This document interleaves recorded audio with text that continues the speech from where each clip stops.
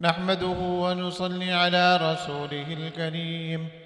أما بعد، وعن عبد الله بن عمر رضي الله تعالى عنه قال: قال رسول الله صلى الله عليه وسلم: من الكبائر شتم الرجل والديه. قالوا: يا رسول الله، وهل يشتم الرجل والديه؟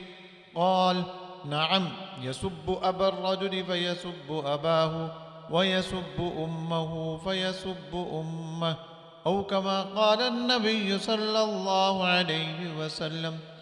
حضرت عبداللہ بن عمر رضی اللہ تعالیٰ عنہ کہتے ہیں کہ رسول اللہ صلی اللہ علیہ وسلم نے فرمایا: اپنے ماں باپ کو گالی دینا کبیرہ گناہوں میں سے ہے.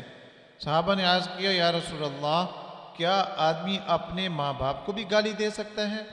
آپ نے فرمایا: ہاں، کوئی شخص کسی کے ماں باپ کو گالی دیتا ہے اور پھر وہ اس کے بدلے میں اس کے ماں باپ کو گالی دیتا ہے، تو گویا کہ اس نے پہلے دوسرے کے ماں باپ کو گالی دے کر اپنے ماں باپ کو گالی دلوائی، گویا کہ اپنے ماں باپ کو گالی دلوانے کا یہ سبب بن گیا.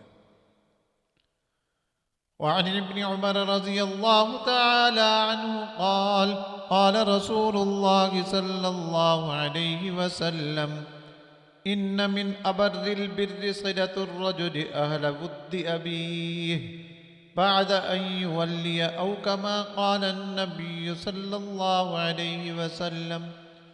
حضرت ابن عمر رضی اللہ تعالیٰ عنہ کہتے ہیں کہ رسول اللہ صلی اللہ علیہ وسلم نے فرمایا: بہترین نیکی آدمی کا اپنے باپ کے دوستوں سے احسان و سلوک کرنا ہے. باپ کے جانے کے بعد، والد کے فوت ہونے کے بعد اس کے دوستوں کے ساتھ اچھا سلوک کرنا، یہ آپ صلی اللہ علیہ وسلم نے فرمایا کہ یہ بہترین نیکی ہے، اس کو بہترین نیکی فرمایا.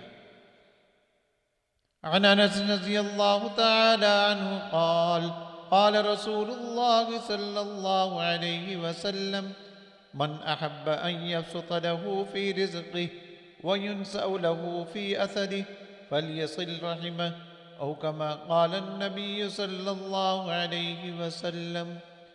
حضرت انس رضی اللہ تعالیٰ عنہ کہتے ہیں کہ رسول اللہ صلی اللہ علیہ وسلم نے ارشاد فرمایا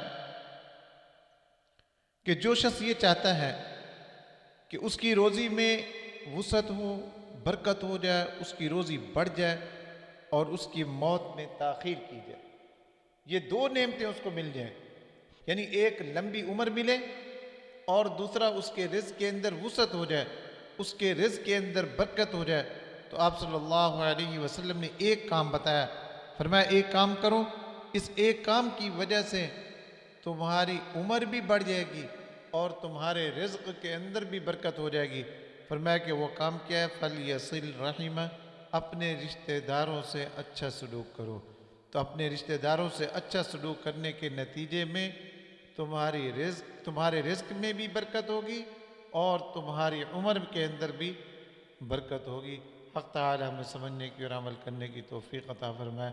وآخر دعوانا ان الحمد للہ رب العالمین.